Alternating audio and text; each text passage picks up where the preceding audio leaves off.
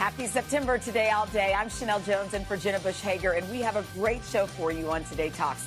Let's kick it off with pop star Daniel Craig shows off as James Bond in the trailer for the latest film. Plus, Will Smith surprises the teen reprising his role as the Fresh Prince. Take a look. As Mr. Roker would say, time for the best part of the morning. Oh. Mr. Daly working from... Wait, you're a Lone Ranger? No graphics? Guys, graphics department literally started school today. First day of school today. Got it. Good Wow. luck. Man, the I mean, struggle is real. if they want an education, they can stay home and work with their old man. Learn a little university of life. Right. But no, they had to hit the bus and go to middle school. All right, so they're off. Pop Start begins today, though. We got a good one for you here. This is the long-awaited trailer, the long-awaited sequel to the new Bond movie. I'll just put it down now. My arms can't hold them up that much. Those kids are strong, I'll tell you that. No Time to Die is the movie. Just 1 week after the studio confirming the film's October 8th release date, they're revealing one final preview showing Daniel Craig's last dance as 007, and even after 15 years as the iconic secret agent, Craig definitely has not lost his edge. Watch this. James Bond, licensed to kill, in love with Madeline Swan. I could be speaking to my own reflection. I have to finish this. You ever flown one of these? No.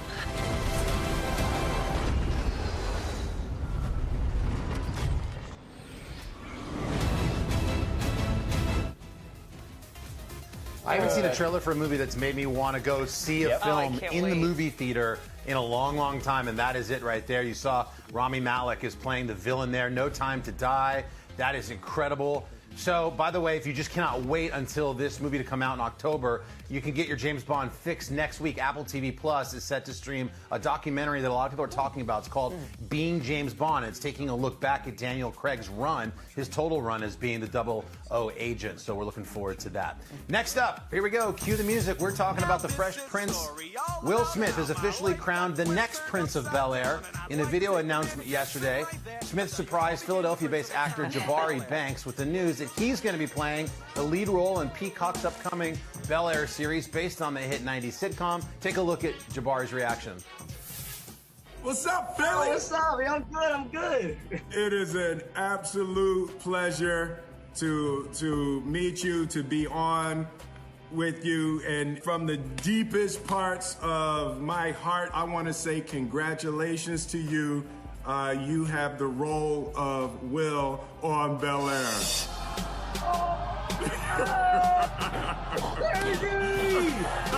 Thank you so much. This is a dream come true. You don't know, like I know you probably do know. You feel it, but I mean, you're already excited for Jabari. Yes. Look at him zooming from like a closet with the stuff in the back. He's going to Bel-Air. The new Fresh Prince, man. What a great reaction. We don't have a lot of time, guys. Quickly, we're going to end because, well, I kind of have to. The Voice, later this month. We are coming back, and we're coming back strong. We got our first-time coach, the great Ariana Grande, and we just put out our first look at this upcoming season, and it looks like Ariana is already giving the other coaches, particularly John Legend, a run for their money. What else do you like to sing? Ariana Grande. I am a huge Ariana Grande fan. The biggest fan. Obsessed with you. Oh my gosh. She even came with a ponytail.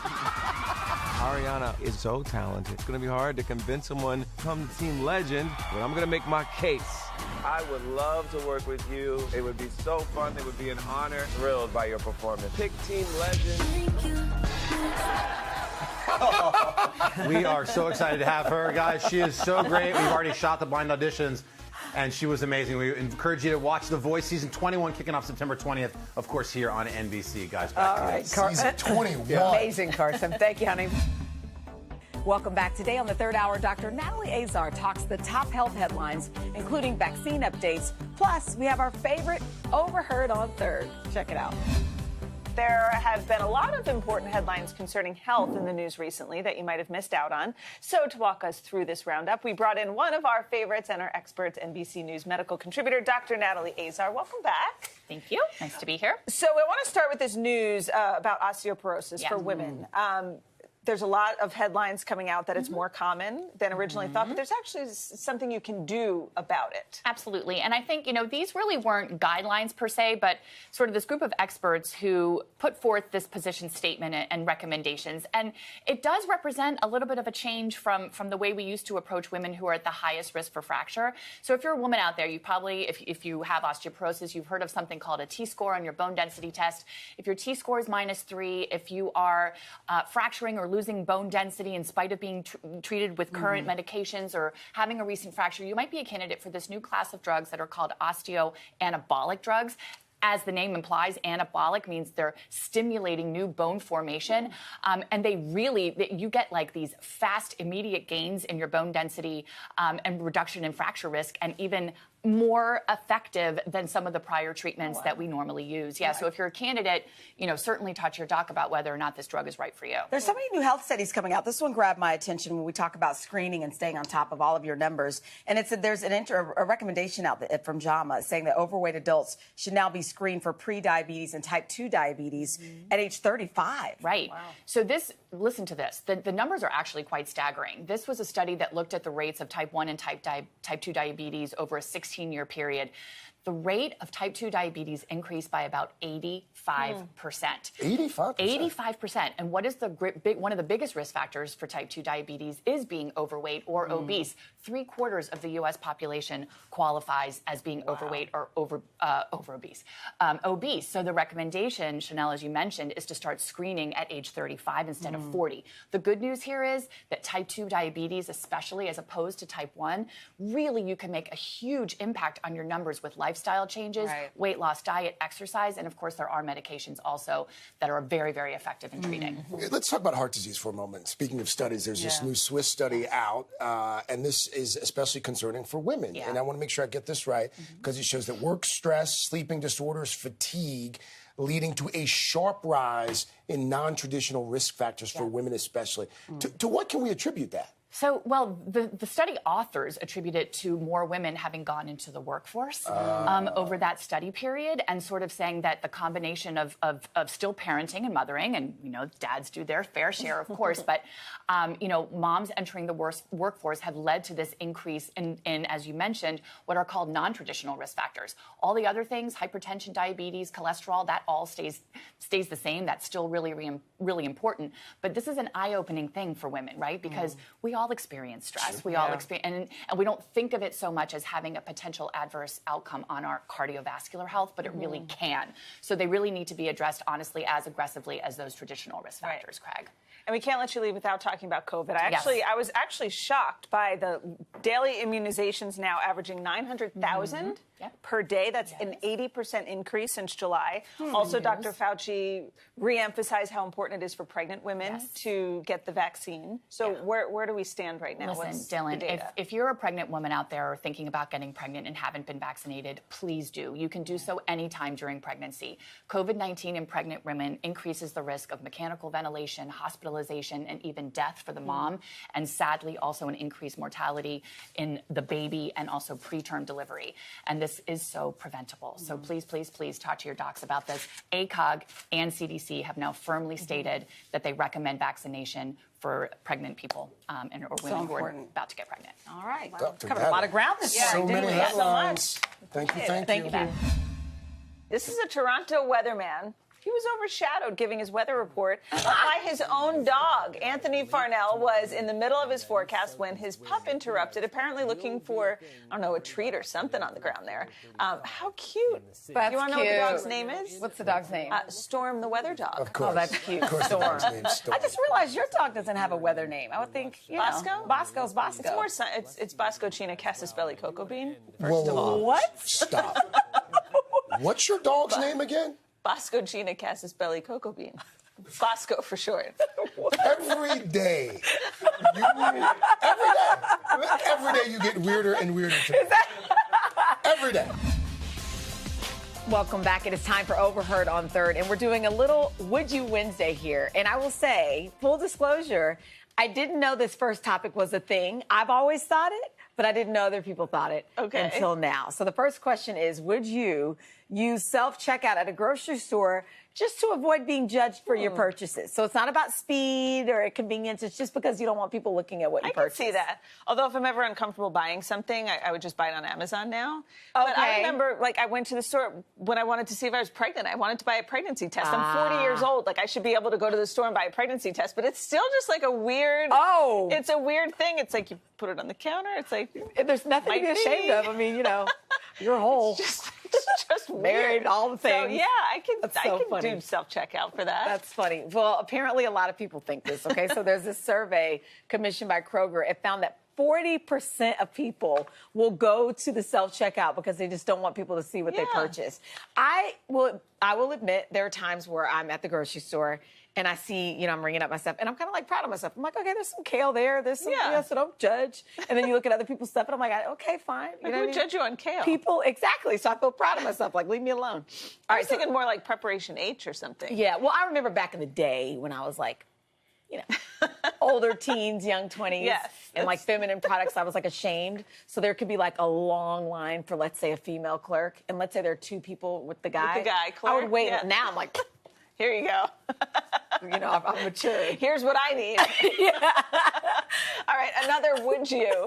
Would you use a family email address? A writer on Lifehacker says it's a good system to keep both parents involved, you know, for like, say, school stuff. If you have a family email address, everything comes in. You can kind of see everybody's on the same page. Everybody's in the loop. I never thought about doing it. We have colleagues who do it. I've done it before, but it ends up being one person who kind of reads all the emails. That's what I would think. Yeah, we had one as a family for the kids because let's say they want to email grandma or grandpa, but now they're old enough where they've all kind of petered off and no one checks the group one. Right. Do you know what I mean? Because they always think somebody else is going to check it. Yeah, but if you do that, when you go to the checkout and someone asks for your email address, you don't have to give your good one, so they're not overwhelming your email address with all that stuff you don't want. That's not on the notes, but that's just what I said. So is that when you self-checkout, or is that... Yeah, exactly. I just say, no, I don't have an email. All right, so last thing. The Guardian says that a lot of young people have started turning off their ringtones. Apparently ringtones are so passé.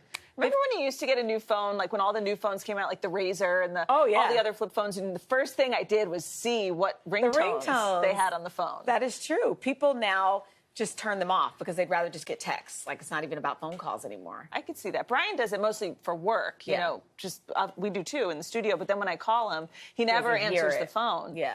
Because his ringer's never on. There you go. Ringers are so passé.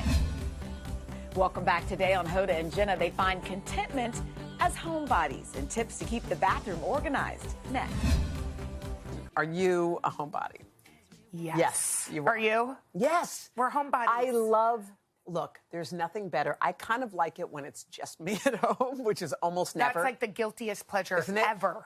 Okay, so you're home and it's just you and the door's locked. Like, what is going on? I know. Well, I have a race with myself to get into bed. Okay. Do you feel that way? Yes. Like, I'm like, how fast? Yes. Can I take everything off, get into bed, turn the air low? Because Henry doesn't like it so low when he sleeps. Oh, he doesn't like it cold? Well, he likes to save energy. Oh, okay. But I like to sleep in So you put it really cold. Would you have snacks? I don't like to eat in bed.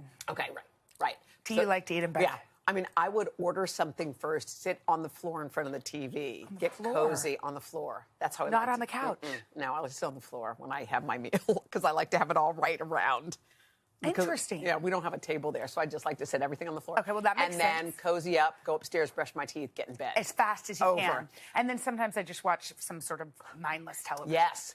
Okay, well, popsugar.com compiled a list of signs that you are a homebody of your friend group or just of yourself. Ready? So let's see. Let's raise our hand. Okay, here we go. And raise it with us. You secretly love when plans get canceled so you can get cozy. That's us. Your favorite part of the day is taking your bra off. Double D's. I'm just kidding. No, but I mean, I know that feeling of just like release. Don't you love? And can you know how fast you can do it? Snap. Fast. Just like boom. Fast. Okay, the delivery guy knows you and he knows your takeout order. It's hard in New York City. No, they don't. They actually just give it to the door guy. They give it to the front door, and then hard. someone brings it up. But maybe, but yes. I mean, we order a lot of delivery. Yes. Your best excuses. You have your best excuses ready to go in case you want to call and cancel plans. Well, someone calls and says you have a plan. You're like, I wish I could, but my kids. What is it's always kids, right? I would, or but babysitter. I can't. Henry goes, why do you always say the babysitter? Child care issue. Okay. If there's one thing that can make anyone feel welcome inside our homes, it's getting rid of all that clutter. So we turned to the expert Ashley Jones-Hatcher, a professional organizer from the Neat Method, who you saw yesterday tidying up our garages. Now check out what she can do to help you organize your bathroom. I've got a lot of really cool things to show you, maybe some that you haven't even seen, and I'm gonna just jump in right away and take you underneath the sink, which can oftentimes be scary, but if you look over here, this one doesn't look so scary, right? So we've got a lot of things happening. The first is we've got these sliding drawer organizers. They're from Amazon. They really help you to utilize that space that can sometimes get left unused between the side of the cabinet and that pipe over there. We've also got this hot tool organizer. So this is a baby bathroom, but mom comes in here and steals some space away to do her hair. And so this is a way to keep her hot tools all organized and nice and neat. It's by Yamazaki, but it's from the Container Store. I mean, it's nice and, my favorite word, sexy. And then on the bottom, we've also got these Manhattan modular storage bins. They are from the Container Store, but what I love is you can stack them. You've got taller options that really help to maximize height and fill up your under sink space. So lots of really great things happening. Now let's go over here. This is one of my favorite sort of pro organizer hacks for how to take your bathroom and really make it look like luxury on a budget. So what we've got is these matching acrylic canisters. They're from the Container Store. They're $7.99 each, but they look like they are $1 million when you put them in here. And then over in this corner, so every inch matters, especially in a smaller space. This from Amazon is so cool. It allows us to store, we've got a couple of rolls of tissue in there tucked off to the side. You've got containers that lift up here.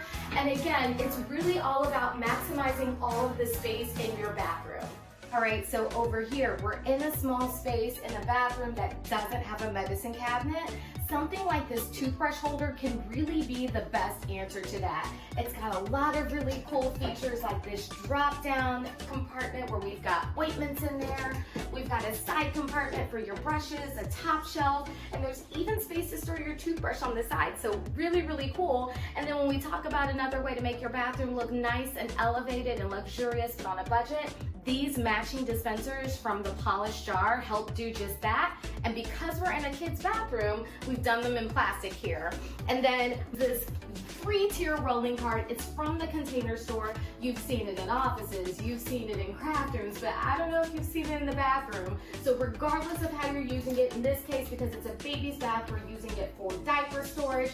It's super convenient and it gives a big punch for what you're doing here. All right, ladies, so now we've moved into the master bathroom where mom and dad are. And in this case, you'll notice that down here under the sink, we've made a major transformation from what it was before. We're still using these same Manhattan modular bins that are from the Container Store, right? One of the things I love about them, though, is that they get real deep compared to other storage items here, so they allow you to go the full length of under the sink. So we've got his in this space. We've got a hers section over here, and you'll notice that there are a couple of bins of different heights that make things so much easier and functional. So we still have things on the counter, right? This home does not have any drawers in their bathroom space, but at the end of the day, as long as you have it organized to what you're using on a daily basis, that's totally okay. So we pulled it all out, we sorted everything, we categorized, and we put it back in place. And again, just like we talked about before, I've got my matching jars from the Polished Jar that really help add a little oomph. Okay, but for this last thing, guys, and let me tell you, it's the piece de la resistance. I'm gonna step into the shower so you guys can see this. This is one of the coolest organizing products I have ever seen. Typically you see those side shower caddies here, but this allows you to go all the way, get the full length of your shower. They've got hooks on here where you can hang things from, a mesh bag so things can still dry properly, and this amazing storage shelf, which really helps to maximize the space overall. Amazing ideas, Ashley. To check out these products, head to today.com/shop. Time to take you behind closed doors of another magazine-worthy home. This morning, we're going to revisit a modern but cozy New York City townhouse that happens to belong to a couple friends of ours, Nate Berkus and Jeremiah Brent. You probably saw these married designers competing against other design duos earlier this year on the HGTV show Rock the Block. Well, Hoda and I wanted to see how Nate and Jeremiah transformed their own home, and they had some tips for all of us. Take a look. Hi, guys. Do you remember, guys? Hi, guys. Remember when you decorated? Do you remember when you decorated our studio? Pause. Remember? I would kill to be back there again. We miss you guys. We'd love you guys to come back and freshen it up when we move back into the studio, okay? Is that okay with you in about a year? Yeah, no, of course, we'll be right back. Only if we have that little bread thing you guys just made. That looked delicious. Okay, so tell us about this show. Well, thanks for letting us into your home, but also this show looks like so much fun. It's a competition, which Hoda and I love. Do you guys win? Yeah. It was an absolute nightmare. Total nightmare. Never doing it again. But it was a journey that we had family, and we're glad we tried it. I've never worked harder in my life. Did y'all fight, though, during it? Probably. No. He's the easiest part of it all. We had so much fun doing it together, and we got to go to Georgia at a very important time in American history. So it was that side of it was really interesting. But the competition component, turns out I'm not built to compete. Yeah, it's not my strength. He's telling you the truth right now. We did fight, though, when I kept ordering Dairy Queen to be delivered to the house in Georgia. And Jared was like, stop eating your feelings. Like, are you okay? Like, what? I mean, we're okay, right? Like, you're happy. I was like, I'm fine. Dairy Queen is one of the world's best treats. Okay, so eat your feelings if you're eating that. Okay, so give us some tips. Yeah. We're in your new entryway or parlor. Tell us about this beautiful space.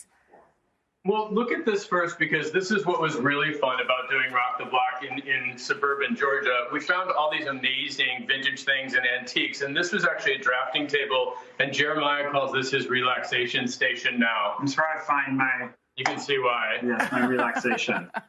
By the way, the view looks killer, Nate. I mean, is that the ocean out there?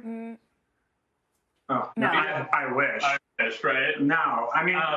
No, but what's cool about so one thing I think people should remember is that a home never really looks designed when you have things that are all the same age and all the same period. And if you want a room with soul, you have to mix in pieces. They don't have to be expensive, but they should have patina. We have 2 young kids. We like old things in our home mixed in, because then when the kids ding them, it's fine because they already have dings on them. All right. One of the other things that's really important to us is that I really believe that every space needs to have a real natural component. We've got this great black olive tree. There's always branches in the house. It intrinsically makes it feel alive. They're really easy to manage.